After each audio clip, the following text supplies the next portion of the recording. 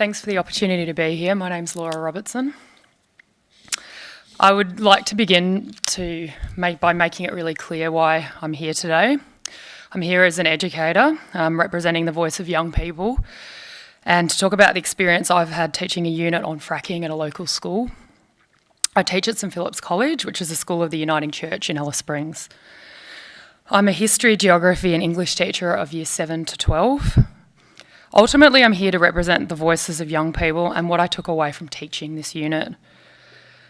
I became a teacher because I believe in fostering critical thinking and instilling an ability for young people to question sources and evidence.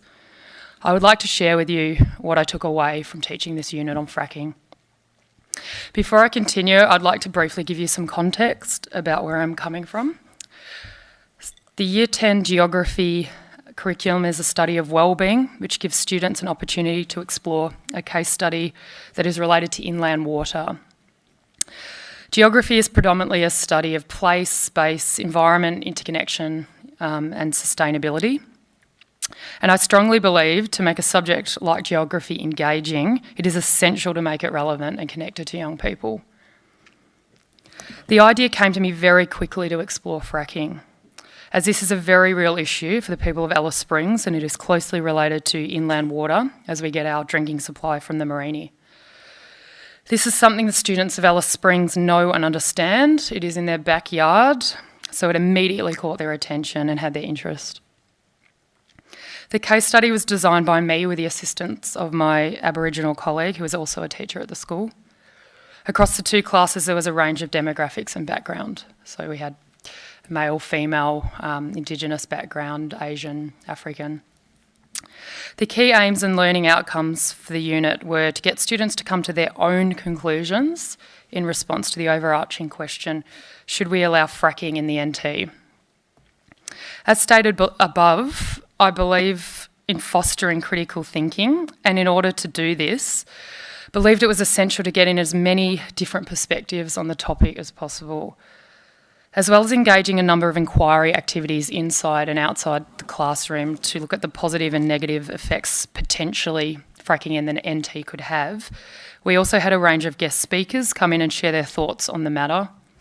So all angles are represented. Included were the Central Australia Frack Free Alliance. We had 2 representatives from Central Petroleum come out. We also had a mechanical engineer who was designing solar power technology. We also went on a field trip to the Roe Creek bore. We were guided around by a power and water engineer who explained to us how we exactly access our water in Alice Springs. Now, I'd like to raise some of the key concerns that I had in conclusion of this unit and what I observed from these Year 10 students. Firstly, based on our unit of study, almost 100% of the students came out against the idea of fracking in the Northern Territory. After being presented with multiple perspectives on the issue, most students were extremely concerned and opposed the notion of fracking going ahead. I'd like to share a couple of quotes from the students themselves. One student said, "I questioned both sides of the debate, and what I concluded is that pursuing fracking is not worth it because there is nothing renewable energy can't already do and provide." She went on, "We are the future, this is our future, and older generations are making decisions that will affect us. We want to be heard on this issue." Another Indigenous student said, "I think fracking is not good. They say that this is not affecting Indigenous land and people, but it is. I know about many protests going on in my land and from my people who do not want this to go ahead." Similar, appearing in the Centralian Advocate in December last year, my students were quoted saying, "Either way, we concluded that fracking is not the best solution to Australia's energy crisis. We can do better." From another, "I find it a bit odd that we're presented with all these options for safe, clean, renewable energy, yet we pursue the ones that will do most harm." The students were also quite concerned and alarmed when hearing some of the information presented from Central Petroleum and the power and water representatives. For example, the engineer at the bore fields appeared to be very misinformed about fracking, telling students that the type of hydraulic fracking that we're exploring at the moment had already been going ahead in the region for many years, and there was absolutely no risks associated with it at all. Similar, Central Petroleum stated that solar energy was simply not a viable solution in the Northern Territory, because of the hefty costs involved compared to fracking. We learnt from the solar energy engineer that this is far from true these days. So I'll conclude by saying that I really believe the perspective of young people often gets lost when it comes to important decisions. Yet it is essential to take on board the opinions, concerns and perspectives of young people, because ultimately they are the ones who will be here long after all of us. I'd like to finish by inviting you to come out and talk to some of these young people. I was truly blown away by their intelligence and motivation to inform themselves on the matter and come to their own conclusions on this. They have important things to say and insights to how they want their future to look. Thanks. Thank you very much. It's a refreshing perspective that you have presented to us, and an important one, and one that perhaps hasn't been emphasised enough, at least at the public hearing level. We've certainly heard from young people during the community forums, but not at this level. Perhaps Ella's an exception in that respect. So thank you for that. Regrettably, your invitation comes at the very late stage of this inquiry. We must hand down our report in March. I must say, had it been issued earlier, we absolutely would have relished, I think, the chance of coming along and speaking to your students without any doubt whatsoever. At least perhaps we can, I know you've got some copies of you've got a copy of the executive summary there. We'll see if we can furnish you with some additional materials that you can take back to your classroom, including a copy of the draft final report and the appendices as well. So just see one of the people in the task force on your way out the door, and at least you can take those away with you. I'm curious about what you said about Central Petroleum, saying that they effectively, that the type of, I think, and again I'm paraphrasing, the type of fracking going ahead I'm assuming that it was talking about the Mereenie area, is that right? So the power and water representative seemed to think that what was being proposed had already been happening for a long time, from what I could understand. In the Northern Territory? Yeah. They have fracked about a third of the wells in Mereenie, just south of Alice. They haven't done horizontal drilling, but they've done vertical drilling and vertical fracking. So that has occurred, and that process is, to all intents and purposes, similar.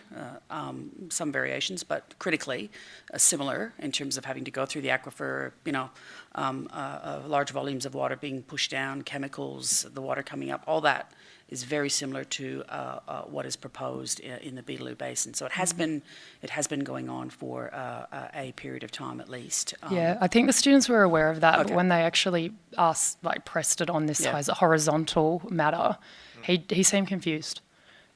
No, as far as we're aware, there's been very few wells, only one that's successfully been drilled horizontally. Yeah. Yes, Dr. Jones. Mr. Robertson, thanks very much for your wonderful presentation to illustrate how you've been interacting with the younger people on this aspect. I guess I'd be interested to hear from you about the materials that the inquiry's actually been producing. Were any of the earlier materials used in your course units, and do you think our later material might be used again? Would you run this unit again? Because I think it would be very interesting to see, now that we've sort of gone through the inquiry process, how that might inform their perception, discussion or otherwise. I would love to run this unit again. It's honestly one of the best things I've ever taught.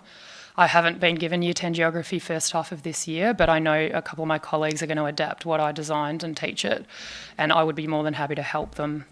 But one thing I learnt when I became a teacher is you have to simplify things majorly. So it would take a lot of work for me to decipher and bring this across in a way that young people would truly get it. We are producing some, particularly for the Aboriginal communities, we are producing a plainer English version and explanation, so maybe that might be more appropriate for your purposes. I'd love that. Again, do see the people behind on the task force. They can give you hopefully copies of, if we have them, of everything that we have in fact published and produced so far. We can take away a hard copy of that, and that'll give you an idea of kind of the package that we've tried to put together. Fantastic. Yes, certainly, these are complex processes, but one of the great things about what you've said about the unit is that it takes into account, geography, culture, chemistry. It brings everything together. Indeed. I might not have ended up as a lawyer if I'd had a teacher as inspirational as you. Oh, thank you. Yes, please. Just a quick one. A really impressive process that you developed there.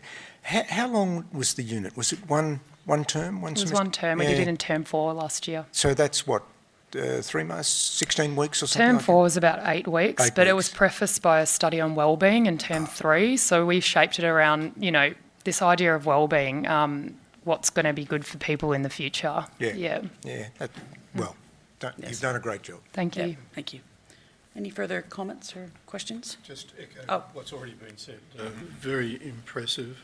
The fact that you took the trouble to get a number of people in from different perspectives, I think, is an excellent way. So you've obviously thought deeply and done considerable work. So sincere congratulations on what you've done. And I'm sure that the students have benefited considerably from it. I hope so. Thank you. Thank you so much. Thank you very much. Thanks for your time.